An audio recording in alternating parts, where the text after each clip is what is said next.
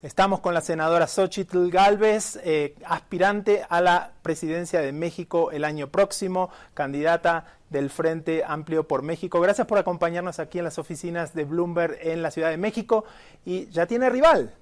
Vamos a ver entonces cómo se presenta esta elección el año próximo. Y quisiera comenzar preguntando, las encuestas marcan una diferencia de entre 9 y 17 puntos a favor de Claudia Sheinbaum. ¿Cómo piensa recortar esa ventaja? Pues es lógico, tiene 3 años en campaña, tiene todos los recursos públicos a su disposición, o tuvo. Yo nomás veía los cientos de camiones en los estados, los cientos de espectaculares, las bardas. Tiene su principal promotor de campaña, que es el presidente de la República, desde la mañanera, pues con un despliegue mediático tremendo. Pero bueno, a eso y más me he enfrentado en la vida. La diferencia más corta va a ser esta, cuando empiece una campaña. En Hidalgo, cuando intenté ser gobernadora, empecé en 6, 7 puntos y acabé en 40 y tantos puntos. Y aquí en la alcaldía Miguel Hidalgo empecé 25 puntos abajo y acabé ganando. Así es que sí soy una contendiente que sabe venir de abajo, que sabe luchar, que nunca se da por vencida, que siempre ha peleado contra todo, o sea, nunca me ha tocado pues que me la pongan fácil y eso es interesante. Senadora, está proponiendo cambio en la elección del año próximo, pero la mayoría de los mexicanos le gusta lo que está haciendo el presidente, o por lo menos aprueba al presidente. ¿Es una elección sobre cambio o es una elección sobre continuidad? Es que yo creo que una cosa es que te caiga bien el presidente, pero cuando te vas a los detalles, la gente no está contenta con la inseguridad que está viviendo. Si algo pude yo detectar en todo el país es la brutal violencia. Cómo el crimen organizado ha permeado en el negocio del pollo, en el del limón, en el del aguacate, se ha vuelto un extorsionador.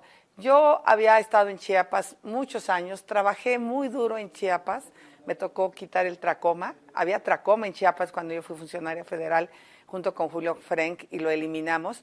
Y yo hoy veo un Chiapas pobre, pero además violento, con tráfico de personas, con narcotraficantes apropiados, con conflictos en las comunidades. Eso no se había visto. En Cajeme la gente no puede salir, en Celaya, en Tijuana, en Culiacán. O sea, como que la gente aparentemente está tranquila, y si tú le preguntas, ¿apruebas al presidente? Va a decir, pues sí, o sea, no sea que me vayan a hacer algo. Pero hay un enojo de las madres que han desaparecido sus hijos, hay un enojo de los migrantes que se han tenido que ir a buscar esas oportunidades porque el país no crece económicamente. O sea, el problema del presidente es que se conforma con mucha mediocridad. Cuando él dice que la refinería está terminada, yo digo, por Dios, ¿cómo puede decir que está terminada si eso le falta un montón de pruebas? Si eso no refina ni medio litro de gasolina. O sea, el presidente vende utopías. Y está bien que las venda, creo que se las empiezan de dejar de creer. Pero entonces, en el tema de inseguridad, son varios presidentes ya que no han podido resolver el problema. ¿Qué es lo que está proponiendo para resolverlo? Primero, no dar pretextos. O sea, este presidente se la pasa echándole la culpa a todos los demás. Yo no voy a decir, es que Calderón, es que AMLO me dejó un país. O sea, estoy consciente del país que se está dejando, y lo primero que necesitamos es una estrategia inteligente. O sea, abrazos y no balazos es una ocurrencia criminal. O sea, porque, ¿pero solo balazos? No, porque los balazos han sido para los ciudadanos y para los delincuentes han sido abrazos. Entonces, 165,000 personas asesinadas. Ese es el saldo brutal de este gobierno. Peor que las 100,000 de Calderón, peor que las 152,000 de Enrique Peña Nieto. O sea, por mucho va a ser el sexenio más violento, que es un problema. Le dimos la Guardia Nacional, le dimos todo lo que pidió, le dimos los recursos que pidió y no cumplió su promesa de regresarle la paz y la tranquilidad al país. Entonces, ¿qué tenemos que hacer? Una estrategia con cabeza, inteligencia, con corazón. ¿Cómo es posible que no haya ido a ver a las madres de Lagos de Moreno? ¿Qué manera de asesinar a esos jóvenes de manos de su otro compañero? Eso no lo habíamos visto en el país. Y necesitamos firmeza. Y esas, las mujeres, en mi caso, la tengo. ¿Te gusta la política de Bukele en El Salvador para México? Porque es muy popular. Es un extremo. Yo creo que se puede tener firmeza sin violentar derechos humanos. Porque ahí es una combinación, obviamente no hay comparación de El Salvador con México como país, pero sí tenemos que apostarle a mejorar policías. O sea, estados como Yucatán, que lo hacen, es el estado más seguro. Estado como Coahuila, que lo hace, es uno de los estados más seguros. Entonces, las policías locales sí son un referente. La propia Ciudad de México tiene una policía local fuerte. Hay que ponerle más inteligencia, ¿sí? Hay que hacer un trabajo con Estados Unidos muy claro, muy frontal, muy directo, sin tapujos. A ver, 107,000 personas fallecieron por fentanilo y otras drogas sintéticas en Estados Unidos. Eso implica que de México se está mandando droga, pero de allá para acá se está mandando dinero y armas. Entonces vamos a dejar de echarnos la culpa. Tú me mandas armas, yo te mando droga, tú eres el responsable. No, a ver, señores, vamos a ponernos serios y vamos a hacer una estrategia que beneficie a los dos países, porque esto le está afectando a mucho más países. Aquí hay muertos, pero también allá hay muertos. Entonces, en ese sentido, sí me gustaría trabajar en un posible acuerdo en materia de seguridad y energía, por cierto. Con Estados Unidos. Con Estados Unidos, por supuesto. O sea, ¿para qué seguirle dando vueltas al tema? Y obviamente, pues los precursores vienen de Asia, vienen de China, vienen de India. Entran por las fronteras mexicanas, hay corrupción, porque hay demasiado dinero. Claro que entran, claro que entran. Esas son las tonterías que no podemos seguir diciendo. Ese es el mundo feliz del presidente de la República. No, aquí no entra. No, pues entonces, ¿por dónde entra? Y entonces, ¿cómo se va a Estados Unidos? Creo que y Estados Unidos también tiene que asumir su responsabilidad de que el dinero está llegando de allá hacia acá. Te traigo de nuevo a la campaña. Si Marcelo Ebrard al final es candidato, como está diciendo, por independiente o por un tercer partido, ¿eso te ayuda o te perjudica? Yo creo que a mí ni me perjudica ni me ayuda. O sea, la verdad de las cosas es que yo no voy a ver qué me dejan los demás, sino voy a ir a ver qué conquisto yo con ideas innovadoras. O sea, realmente ellos no representan la izquierda. Una estrategia de izquierda que le apuesta a los combustibles fósiles, me muero de la risa. O sea, yo sí represento esos sueños de justicia social y voy con un mix de partidos, sí, pero podemos poner en el centro a las personas, a los pueblos indígenas, a las madres buscadoras, a las mujeres. Podemos poner en el centro a los migrantes. O sea, eso es lo que realmente a mí me mueve de estar aquí. ¿Pero te consideras una persona de izquierda? Me considero una persona de centro izquierda, sí. A pesar de pertenecer. Bueno, sé que la relación con el PAN es difícil, ¿no? A ver, es complicado. Yo no he militado en ningún partido político. Yo soy una ciudadana que fue capturada por los cazadores de talento, que en sus juventudes militó en la izquierda, pero que al final de cuentas creo que hay cosas positivas en las distintas agendas. Eso ya no es de izquierdas o derechas. Esto tiene que ver con crecimiento económico, pero que se redistribuya la riqueza. Tiene que ver con derechos a las personas de la comunidad LGBTIQ+, sus derechos humanos, su pleno respeto a sus derechos humanos, el respeto a los derechos humanos de las mujeres. Entonces, yo creo que finalmente puedo representar ese desarrollo económico porque soy empresaria. Por eso mis amigos de la izquierda me decían, es que ya tú eres pequeño burgués porque eres empresaria. Pues sí, pero fui la impulsora de la reforma para que las trabajadoras del hogar en este país tuvieran seguridad social. Soy la impulsora de la reforma para que los trabajadores digitales tengan seguridad social. Entonces, a mí me parece que sí soy un personaje pues, que genera riqueza, pero que también está súper consciente que esa riqueza hay que redistribuirla y hacer un país menos desigual. Pero entonces, hablando de desarrollo económico, México tiene una gran oportunidad con el nearshoring, ¿no? Toda. Me enoja que este gobierno sea tan ciego, tan estúpido de no darse cuenta que esta oportunidad no se va a volver a presentar en muchas décadas. Es por ahí. Pero concretamente, ¿qué harías? Porque se habla mucho de la oportunidad, pero también de lo que falta, ¿no? Falta energía, falta espacio, faltan trabajadores en el norte.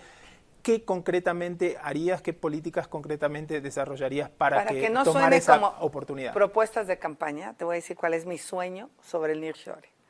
Tenemos que hacer, desde mi punto de vista, 6 cosas de manera inmediata.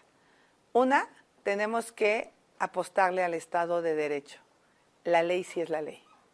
Mientras el presidente violente la ley y mientras no le digamos a los inversionistas que en México pueden invertir con confianza, no van a venir.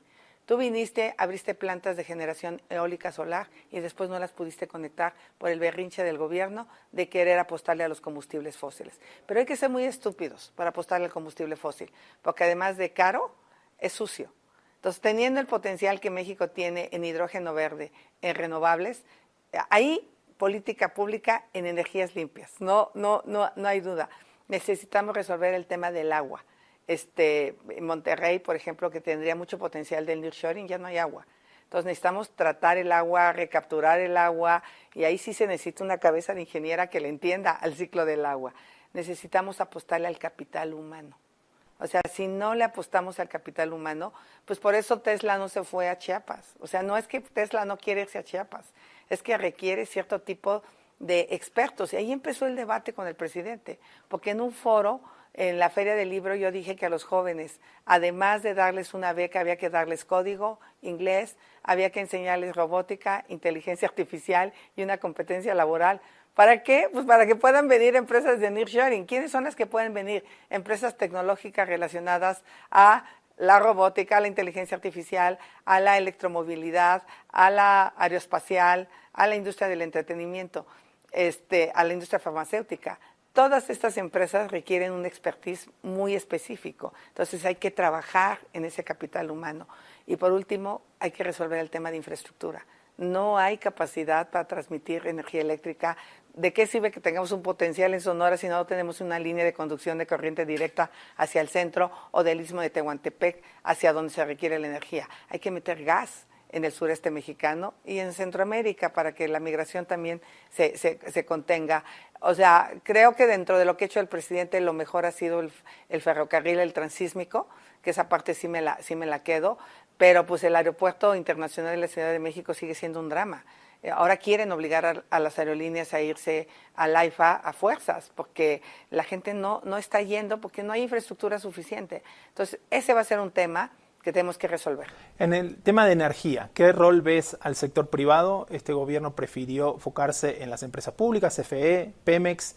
¿Qué rol en un posible gobierno de Gálvez? Cuando no hay dinero, que invierta el sector privado. ¿A mí qué me importa quién produzca la energía?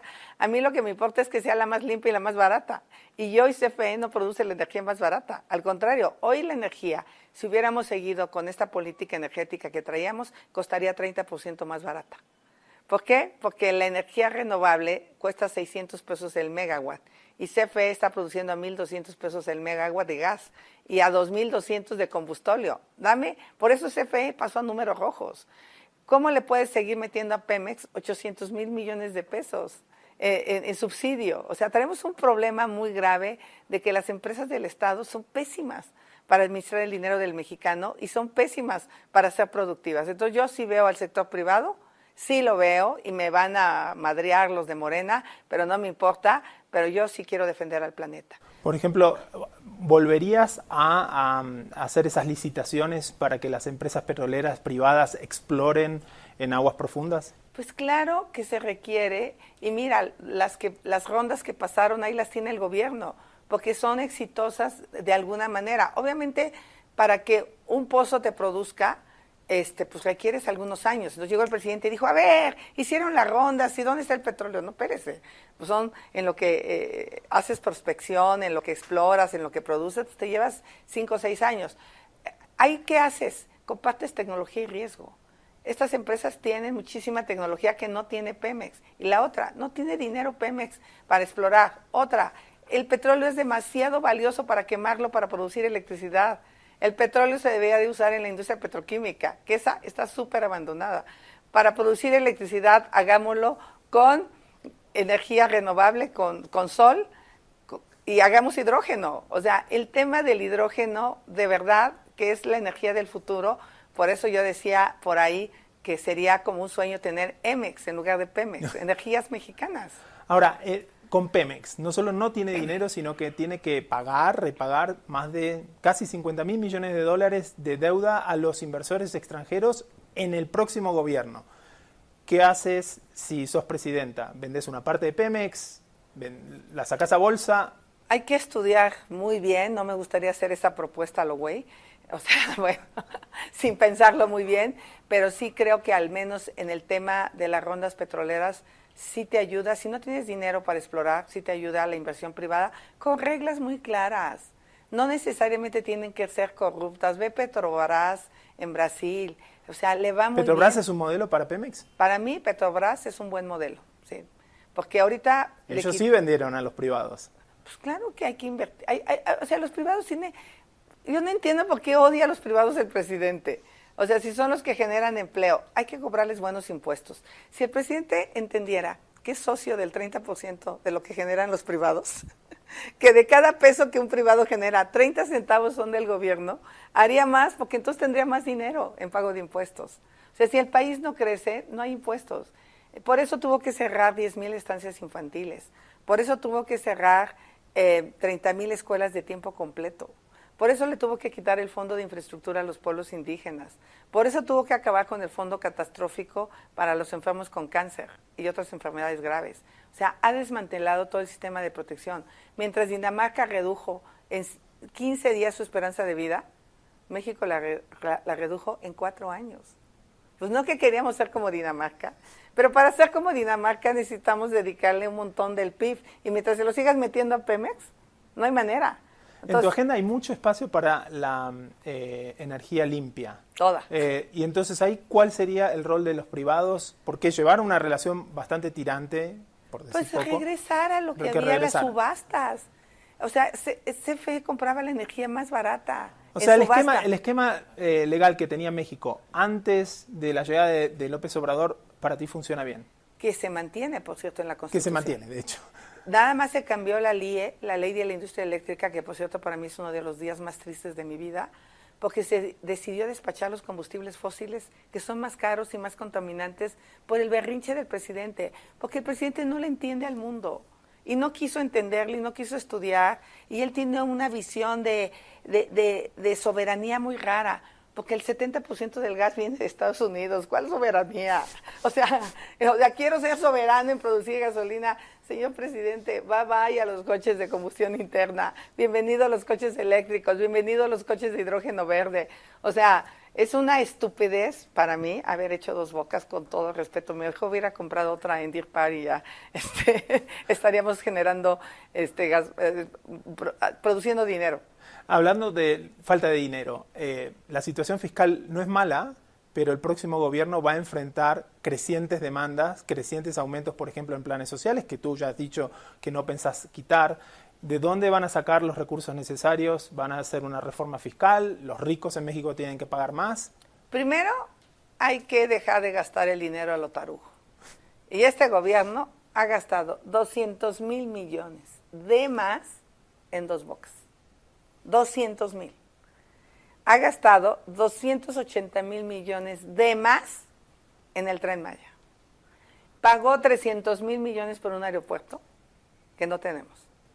Le ha dado a Pemex 1.2 billones de pesos, que no se ve para cuándo se vuelva productiva. Entonces ahí está un montón de dinero que se está yendo prácticamente a la basura por malas decisiones técnicas. Entonces hay que gastar el dinero bien antes de pensar en otra cosa. Si gastando el dinero bien no da, yo sí creo que hay dos caminos. Unos dicen que hay que quitarle mucho a los que no tienen, a los que tienen mucho, ¿no? A los ricos. Otros dicen que hay que darle mucho más a los que menos tienen. Y yo digo que es un mix de las dos. Los que más tienen sí tienen que pagar más, pero tenemos que decir para qué y en qué. Y los que menos tienen quieren salir adelante. Aquí estuvo Elsa en El Ángel conmigo. Elsa recoge basura en Puebla. Todos los días se levanta a las 4 de la mañana a hurgar entre los basureros para recoger cartón, PET, vidrio, aluminio, y gana 800 pesos a la semana. Y con eso sacó a sus 2 hijos con una carrera profesional. O sea, las Elsas hay por todo el país. Lo que están buscando es una oportunidad para salir adelante. Y para mí esa oportunidad es el nearshoring. Hagamos que el hijo de Elsa pueda encontrar un empleo bien pagado. Y entonces Elsa habrá salido del decil de más pobre y quizás se vaya al 7 o 6 con un hijo profesionista, que por cierto la segunda hija estaba estudiando diseño gráfico. Entonces, hay miles de mexicanos que quieren salir adelante. Entonces, no solo es darles, es cómo les damos. Yo te aseguro que un chavo que sabe código y habla inglés, con una antena, con un satélite de banda baja, de estos que hay por todo, 5,000 satélites que se han instalado por un cuate que tiene una X, tú puedes llegar al punto más apartado de México llevando educación a distancia, telemedicina y trabajo a distancia. Entonces, sí traigo un chip distinto, porque para mí es un mix entre que paguen más los que más tienen, pero también que los que menos tienen les apoyemos. Fue mi caso. Yo, gracias a una beca, pude dejar de ser telefonista ganando 2,500 pesos en ese entonces y convertirme en una buena programadora ganando 50,000 pesos. Mencionabas del aeropuerto de la Ciudad de México que tiene todos estos problemas que no se solucionaron. Lo que pasó, pasó. ¿Cuál sería la propuesta para solucionarlos? Pues hay que estudiarlo. Es que para mí los temas hay que estudiarlos. Tú no puedes venir aquí a hacer una promesa de campaña y decir, la voy a volver a hacer. ¿Qué implica? ¿Cuánto dinero, tiempo? ¿En qué situación están los terrenos? O sea, yo soy una mujer que le gusta estudiar los temas, entender los temas y luego dar soluciones específicas en función de la argumentación técnica. O sea, te vas a encontrar con una mujer que es ingeniera y que siempre va a pensar. Pero, por ejemplo, ¿volver a construir o retomar Texcoco es una opción? Puede ser una opción las pistas de entrada. O sea, hay que ver si las pistas quedaron lo suficientemente terminadas, un poco como Barajas, que conectas dos aeropuertos. Entonces, a lo mejor tienes los mostradores y puedes despegar del mismo Texcoco, ¿no? Porque pues tiraron todo lo que se estaba construyendo de la posible terminal aérea, que fue una locura, ¿eh? Se robaron el acero. Ahí hay una corrupción brutal. Yo hice el análisis, había miles de toneladas de acero, una parte acabó en el metro y otra parte, quién sabe, en el bolsillo de quién acabó. Eso del acero del metro, del aeropuerto, es todo un tema que tendremos que investigar. El próximo gobierno va a recibir de todas formas estos grandes proyectos, el Tren Maya, este aeropuerto alternativo de la Ciudad de México, la refinería, y eso va a seguir demandando dinero. ¿Va a seguir financiando si es presidenta, aunque no le hayan gustado esos proyectos? Yo dije muy claramente que lo que está bien sigue, lo que esté más o menos se corrige y sigue, y lo que esté mal de plano, pues se cambia. Entonces hay que estudiar cada uno. O sea, ¿por qué pasó la refinería de Dos Bocas? Y estamos en un espacio financiero y me encanta. Imagínate que tú hiciste un plan de negocios con una refinería de 8,000 millones de dólares a terminarse en el 2022. ¿Qué le dices a tu consejo de administración cuando llevas gastados 18,000 millones de dólares? ¿No tienes para cuándo acabar el proyecto? ¿Cuánto dinero has perdido? ¿Qué modelo de negocio aguanta ese cambio tanto de inversión como de tiempo de entrega? O sea, lo que no nos damos cuenta es que cada día que se retrasa estamos dejando de recibir recursos. Entonces tengo que analizar por qué se fue de 8,000 a 18,000 millones de dólares. O sea, no es que se fue de 8,000 a 10,000, no, 150%, y todo indica que va a acabar en 200% adicional. Es una locura. Alguien se está robando el dinero. Y otra de las características de estos proyectos es la presencia de los militares, construyendo, administrando, por ejemplo, la entrada a los puertos mexicanos. ¿Cuál sería tu relación con los militares? ¿Tratarías de que ellos vuelvan a otros tipos de rol? Los quiero. Tengo un hermano general del ejército. Tengo muchos años de conocer a los militares, pero a ellos les toca otra cosa. Yo creo que hay que empezarles a agarrar respeto a los militares. Los tienen ninguneados, los traen para todos lados como empleados. Ellos tienen que cuidar la seguridad nacional. La Secretaría de Comunicaciones y Transportes tiene que construir lo que tiene que construir. Y si hay corruptos, pues córrelos y pon gente capaz y brillante. No se ha acabado la corrupción en las aduanas y están los militares, porque el tema pues, no es de poner un militar, es de procesos. Hay que hacer buenos procesos, hay que meter temas como blockchain a un montón de cosas del gobierno para transparentar el dinero. Hoy no sabemos cuánto costó Santa Lucía, aunque esté en manos de los militares, es más, menos sabemos. Entonces sí hay que regresar a los militares, a lo que les toca hacer y respetarlos en lo que les toca hacer. tienen que ser parte de la seguridad nacional, sí, pero yo no veo una Guardia Nacional con un mando militar. Yo veo una Policía Nacional con un mando civil bien capacitado, y el Ejército tiene otras facultades distintas que están establecidas en la Constitución. Te hago unas preguntas de política internacional. Mencionabas antes la posibilidad de hacer un acuerdo con Estados Unidos en cuanto a energía, en cuanto a seguridad. ¿Qué tal si te toca Donald Trump de presidente ahí? ¿Cuál sería tu estrategia? Va a estar feliz conmigo Donald Trump, porque se va a encontrar una mujer práctica. A él lo que más le preocupa es la migración, ¿no? Bueno, generemos empleos en México de manera inteligente. A él le preocupa muchísimo la migración de los centroamericanos. Hoy México, al igual que Estados Unidos, tiene zonas de pleno empleo. En México, los datos de empleo de la semana pasada indican que hay 9.6 millones de personas de empleos y 6.4 millones buscando empleo. Tienen un diferencial de 3.1 millones de empleos que no hay quien los pueda tener. Entonces, podríamos hacer un acuerdo de una migración temporal, ordenada. Los estados republicanos necesitan mano de obra para el campo. Los estados demócratas requieren mano de obra para la industria. Entonces, tiene un déficit. Eso es parecido a lo que propone AMLO, y los estadounidenses no quisieron. Bueno, pero hay que sentarnos a decir, no es que te los mande, yo voy a hacer lo mío. Pero tú necesitas gente, no te hagas güey. O sea, y esa gente se está yendo de manera ilegal. Porque mientras que hay un mercado que demande, van a cruzar con boya, sin boya, con muro, sin muro. ¿Y sabes qué? Les están cobrando $12,000. Hay toda una mafia en Estados Unidos y en México de tráfico de personas. Hablemos de eso. ¿Quién se está haciendo millonario con llevar personas hacia Estados Unidos de manera ilegal? Porque están yendo, porque hay necesidad de trabajos. Alguien tiene que recoger la basura, alguien tiene que lavar los platos en los restaurantes, y son centroamericanos, mexicanos. Entonces, creo que llegó la hora de hablar con Donald Trump de una manera seria, práctica, en sus términos. Él es empresario, yo soy empresaria, y podemos hacer un ganar-ganar para México y para Estados Unidos. ¿Serías una presidenta como AMLO, que no le gusta viajar al exterior, solo a No. Estados Unidos, o como Lula, que viaja para todos lados? Mix. Mix. O sea, cuando haya que viajar, hay que viajar. Hoy, efectivamente, puedes hacer videoconferencias, pero siempre ir al país, estar en el país, sentir el país, es importante. No me voy a quedar sentada aquí esperando las oportunidades, voy a salir a buscarlas. Y en cuanto a la guerra en Ucrania, ¿tendrías una posición distinta respecto de la invasión rusa? Lo digo como senadora, abierta y puntualmente. No es una guerra. Rusia invadió Ucrania y lo debemos de condenar. Voy a tener dos brújulas en la conducción de mi política exterior. Y eso es mi sueño, otra vez.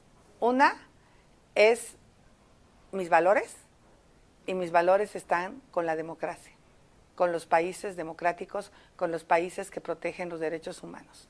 Voy a condenar dictaduras como la de Nicaragua, como la de Venezuela y como la de Cuba, sin ningún recato. Y la otra brújula que tengo es la realidad. Tenemos 3.150 kilómetros de frontera con Estados Unidos, 41 pasos fronterizos. El 80% del mercado de nuestras exportaciones son a Norteamérica. Más del 80% del turismo viene de Norteamérica. Soy ingeniera y sé leer un mapa, y México se localiza en Norteamérica.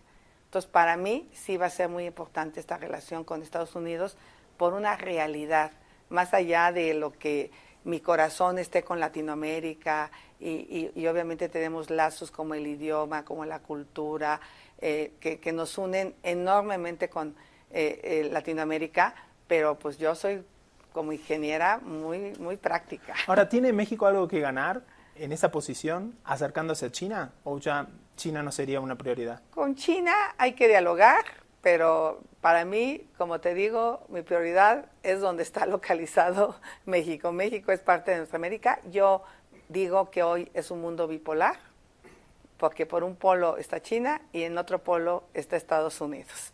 Esa es la realidad, y esto no pasaba desde la caída del muro de Berlín.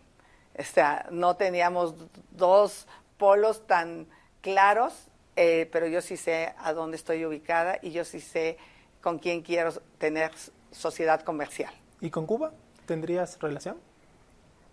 Cuba es distinto, no estoy de acuerdo en estas medidas de embargo, porque finalmente dañas al pueblo cubano. O sea, una cosa es que yo señale a sus presidentes, a Canel, a Díaz-Canel, pero otra cosa es el pueblo cubano, y también el pueblo nicaragüense y el pueblo venezolano. O sea, sí con los pueblos, no iría con medidas que dañen a los habitantes, pero sí condenaría abierta y públicamente a estos dictadores. Te hago unas preguntas finales. Ayer vimos la despenalización del aborto a nivel nacional aquí en México. ¿Eso es algo positivo? Es algo positivo porque la Corte deja claro cuáles son los derechos de las mujeres. Yo quiero trabajar en dos vertientes. Las mujeres que quieren tener a sus hijos se sientan apoyadas por el gobierno. Porque qué fácil es condenar a las mujeres cuando no hay una política de gobierno en materia de estancias infantiles, escuelas de tiempo completo, apoyos para las madres para que puedan trabajar. ¿Cómo sacan adelante a sus hijos? La Corte ha determinado, yo soy respetuosa de lo que la Corte diga, haga, pero yo haré mi trabajo, si soy la persona que debo de ser, en apoyar a las mujeres con todo. ¿Y México es bien probable que tenga una presidenta mujer el año próximo? ¿Qué significa seguro, eso? Seguro. Va a ser seguro. ¿Y qué significa eso para la historia de las mujeres? Va a significar que el mundo va a conocer cómo se puede gobernar un país de esta magnitud con una visión distinta. Poniendo, al menos lo que yo voy a poner o pondría, es el corazón para ponerme en los zapatos de las personas y no más odio, no más división, sino cómo construimos entre todos un mejor país. O sea, distinto a lo que hace este señor, él es el gobierno del odio, yo voy a ser el gobierno del amor. Dejé una pregunta egoísta para el final. En Bloomberg hemos pasado más de 1000 días cubriendo las conferencias matutinas del presidente a las 7 de la mañana. ¿Tendremos que esforzarnos a hacer lo mismo el próximo gobierno? No, no me gusta perder el tiempo. Cuando hay algo que informar, se informará, y cuando sea yo la que lo tenga que hacer, pues sí. Si no, se hará un boletín de trabajo, pero perder el tiempo en eso, no. Hay muchos problemas que resolver, como para perder el tiempo en hablar. Mejor resolver y trabajar. Senadora, muchas gracias por este tiempo para Bloomberg. Gracias.